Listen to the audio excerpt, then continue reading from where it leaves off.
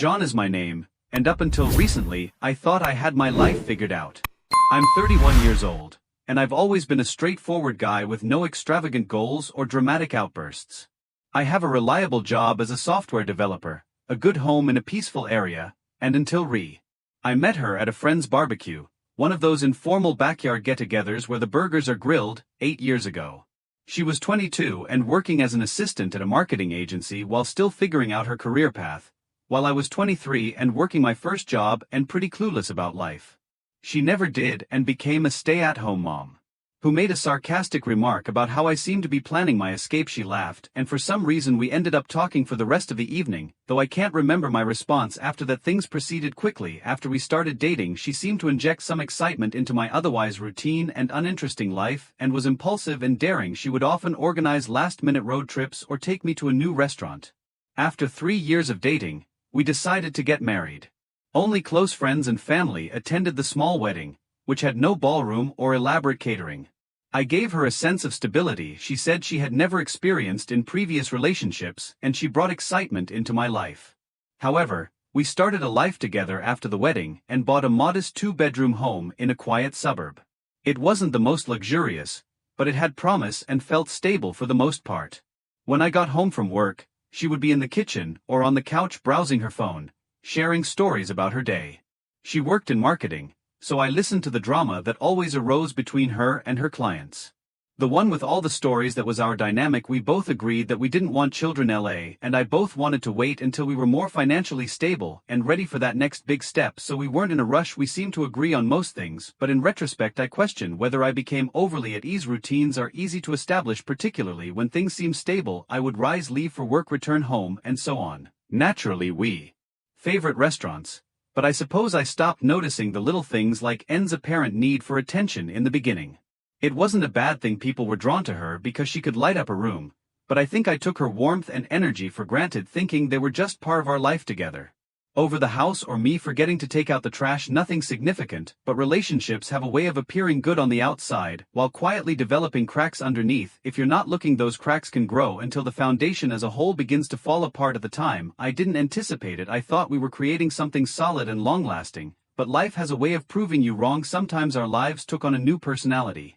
In next door and moved to Florida. At the time he was younger than most of the neighborhood's residents. At around 28 he was fit, self-assured, a personal trainer, and a bit too attractive for his own good. From the moment he moved in, his physique made people look twice, as if he had just stepped out of an action film, because he was constantly talk of the neighborhood because he always had an excuse for going shirtless. How could and not have noticed him at once? We were in the yard one Saturday morning when Jake came over to introduce himself, and that was the first time we had ever met him. He was amiable and could win over anyone almost immediately, and wanted to know where he was from, what he did for a living, and how he liked the area. As they conversed like old friends, I recall standing there. I didn't think her interest in Jake was any different, but now that I think about it, I can see the little changes that began to take place after that. Informal conversations were the first step, and she would always find an excuse to be outside when Jake was. Initially it was simple chores like picking up the mail, watering the plants, and always resulted in 10 or 15-minute conversations with Jake. They were chatting in the driveway. When I got home from work, Jake was idly leaning against his car laughing at something and was holding a basket of laundry she had been carrying to the garage. They both turned to face me as I approached, but pretended it didn't matter, as if it were the most common thing in the world. She said cooking was something she hadn't done in months, so I didn't think much of it until I saw her carrying a plate of cookies across the yard. When I asked her about it, she said it was just being neighborly, but I was used to doing such things. She had previously brought brownies to other neighbors, but that was before she bought a new pair of bright fitted leggings and a matching top. She was considering jogging again. I didn't question it, she said, and had previously experienced periods of fitness in which she would become enthusiastic about working out for a month or two before losing interest. But this time the timing was right. Jake jogged nearly every morning. I saw him running around the block with his earbuds in, and to my surprise, and had decided to start her new jogging routine at the same time. Technique to prevent shin splints. While we were talking on the sidewalk before I left for work, I waved and drove away without saying anything, but the scene stayed with me for some reason. Around this time, I also noticed that her phone usage was changing. She appeared cautious now. Even though she had always been glued to her phone, texting her friends and browsing social media, she would quickly flip her phone over or lock her screen when I entered the room. Evening. I saw Jake's name at the top of the screen and caught her quickly swiping past it to know she was looking at his profile. When I asked her about it, she said she was just looking at his fitness posts. He's got some good workout tips. I wanted to believe her, so I let it go, but the little things kept piling up. About something, and was holding a glass of iced tea, and Jake was gesturing animatedly as he told a story. When she saw me she waved like nothing was wrong. Jake was just telling me about this funny thing that happened at his gym, she said later. When I asked her about it, it was starting to feel weird. I don't want to sound paranoid, but you can tell when something's off. There was this new energy in the way and talked about Jake would casually mention dog or Jake recommended this great protein shake. It wasn't what she said, it was how she said it, and then there were the glances, you know, the kind I'd catch and steal little looks in Jake's direction. It was subtle, but once you start noticing it you can't unseen it. At this point, I still hadn't said anything. Part of me didn't want to believe there was anything to worry about. I trusted, and we've been together. Another part of me, the part that couldn't ignore the pattern, was starting to wonder. I decided to keep quiet for now, but started paying closer attention. If something was happening I needed to see it for myself. It was a Saturday morning, and I remember it clearly because it started so damn normal. I woke up early like I usually do, made myself a cup of coffee, and sat at the kitchen table scrolling through the news on my phone. House was quiet, just the sound of the coffee machine humming in the background, and for a moment I actually felt relaxed. Funny how that works. You think everything's fine because you have no idea what's coming, and came into the kitchen about an hour later. She was in her pajamas, hair still messy from sleep, holding her phone in one hand and rubbing her eyes, and sat across from me at the table, and I could tell something was up right away. She had this nervousness. Glancing at her phone like she was avoiding eye contact. You okay? I asked, setting my phone down. She nodded quickly, then shook her head. Actually no, she said, letting out a deep breath. We need to talk now. Anyone who's been in a relationship knows those 4 words rarely mean anything. Good. My stomach tightened, but I tried to play it cool. Okay, I said, reclining in my chair. What's happening? And paused, looking around the room as if she was searching. I think I have feelings for Jake, she said, looking at me. I briefly thought I had misheard her. She looked uncomfortable as she bit her lip in response to my question, leaning forward as if getting closer would make the word make more sense. She spoke hastily, as if she had to avoid criticism. I didn't mean for it to happen, it just happened. Sort of problem she needed to solve, rather than just saying she felt bad or that it was an error. My thoughts were racing. Was she expressing a desire to go, requesting a separation, or trying to make amends and move on? It was made worse by the fact that I couldn't tell what this meant. Feelings mean I felt like the floor had been pulled out from under me. We'd been together for years, built a life together, and now she was telling me she wasn't sure if she wanted to be with me anymore. It was surreal. I took a deep breath, trying to keep my voice steady. So what are you saying? You want to take a break? She hesitated, then nodded kinda. She said, I need time to figure things out. I was thinking maybe I could take a month to spend with Jake and see. I blinked, stunned by her audacity. You're serious? I said without phrasing it as a question, and nodded, her eyes pleading.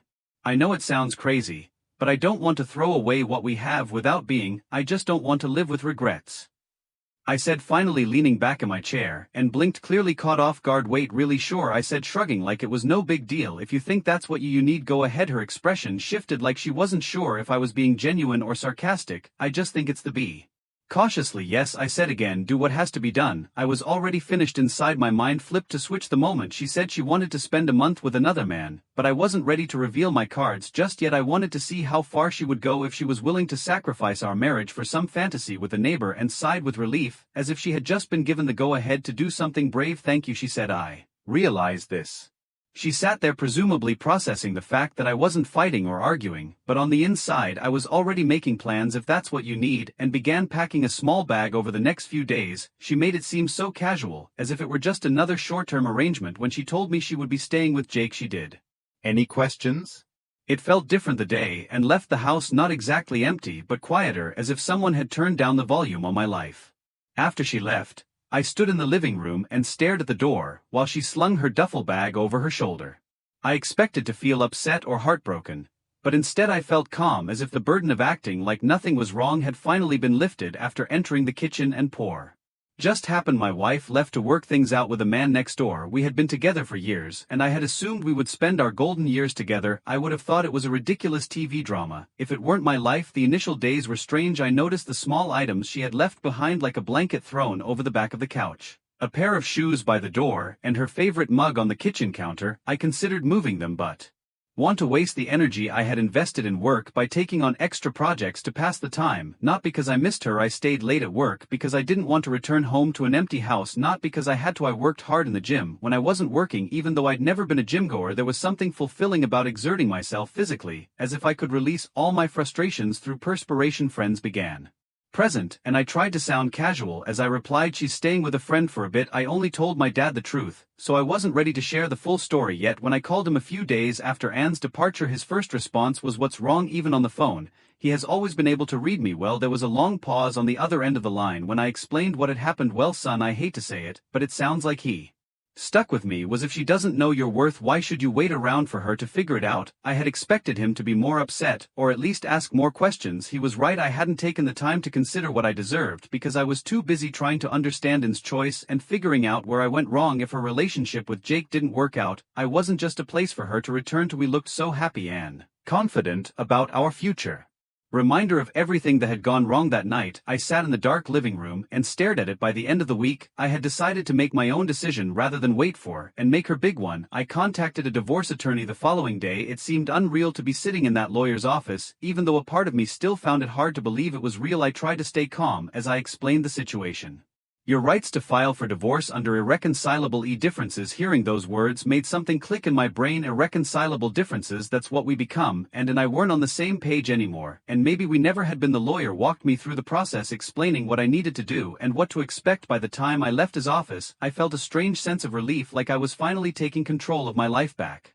Inevitable, I moved some money into a separate account just in case things got messy later. I went through the house and started mentally dividing up what was mine and what was hers. I didn't touch her stuff yet. I figured I'd wait until things were official, but in my mind I was already making plans for what the house would look like without her. The days turned into weeks, and I started getting used to the quiet. It wasn't as bad as I thought it would be, or the little arguments over stupid things like whose turn it was to do the dishes. Meanwhile, I started hearing things through the grapevine. A neighbor mentioned seeing Anne and Jack at the park together looking cozy. Another said they'd spotted them at a downtown cafe. I nodded and smiled like it didn't bother me, but inside I felt a mix of anger and pity because she'd thrown away everything we had for a fling with a guy who probably, by the third week, I'd stopped checking my phone for messages from, and figured if she wanted to talk she'd reach out, but I wasn't holding my breath.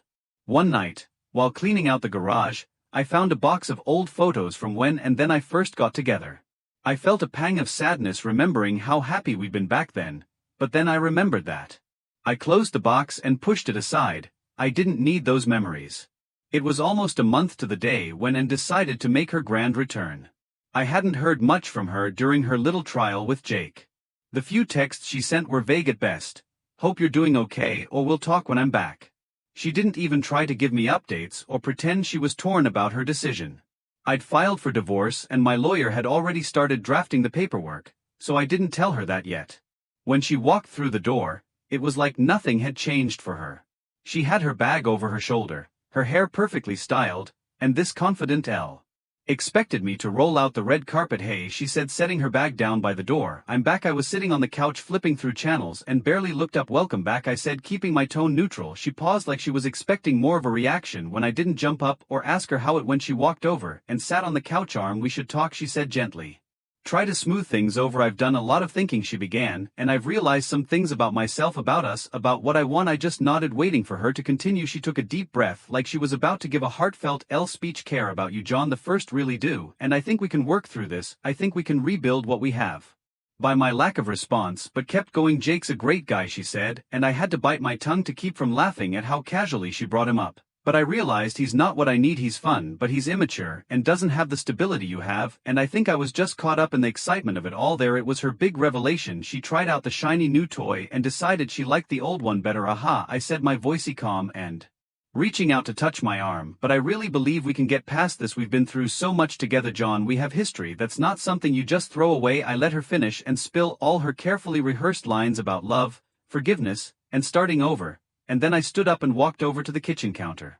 "Divers," I said simply. Her face went pale. "You're kidding," she said, letting out a nervous laugh. "Nope," I said, leaning against the counter with my arms crossed. "I'm not kidding." For a moment she just stared at the papers like she couldn't believe what she was seeing. Then she looked up at me, her eyes wide. "You're divorcing me?" "Yeah," I said, my tone steady. "I'm not interested in being your second choice." And her expression shifted from shock to anger. In an on our marriage, and now you're back because it didn't work out with him. Do you honestly think I'm just going to take you back like nothing happened?" and opened her mouth to argue, then closed it again. Her face flushed. John, the first needed time to figure things out, and in the process you decided to test the waters with another man," she said, her voice trembling. "It's not like that I was attempting to act morally. I didn't want to stay and harbor animosity toward her. You thought you could have it both ways." She got to her feet. "You're doing something wrong by crossing her arms. We can fix this, John. We can." "I'm sure we can't," I said firmly. "I'm making my decision now that you've made yours." She appeared to be crying, but I ignored it. I had already decided on something. The rest of the discussion was a haze. She tried to use guilt to persuade me to reconsider. She mentioned our home and our past, even the idea of. While she ran from the house, I stood there for a moment staring at the empty spot where she had been, and I felt relief instead of regret, sadness, or second thoughts. I told my lawyer over the phone later that evening that I had viewed the documents. "How did she handle it?" he asked. "Not great," I smirked. "Should we proceed, or do you want to give her some time to think?" I said without hesitation. "Go ahead," although confronting, and in that way wasn't. Her fling didn't work out, and if she thought I would accept that, she obviously didn't know me as well as she thought. She wouldn't give up easily, I knew, and wasn't one of those people who would just quit a fight.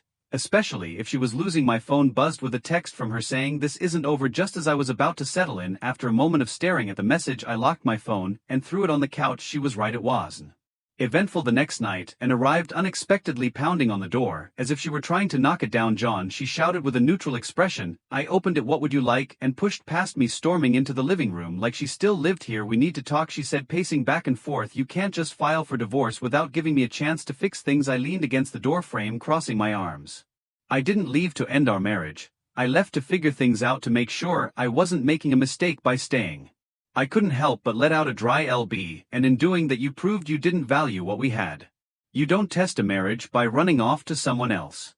My tone firm. "You don't get to come back now just because things didn't work out with Jake." Her face twisted with anger, and she pointed a finger at me. She snapped, "You're being petty. You're throwing away everything we built over one mistake." I shook my head, maintaining my composure. "It wasn't just one mistake, and it was a series of choices. You decided to flirt with Jake, put your feelings for him before our marriage, and then left."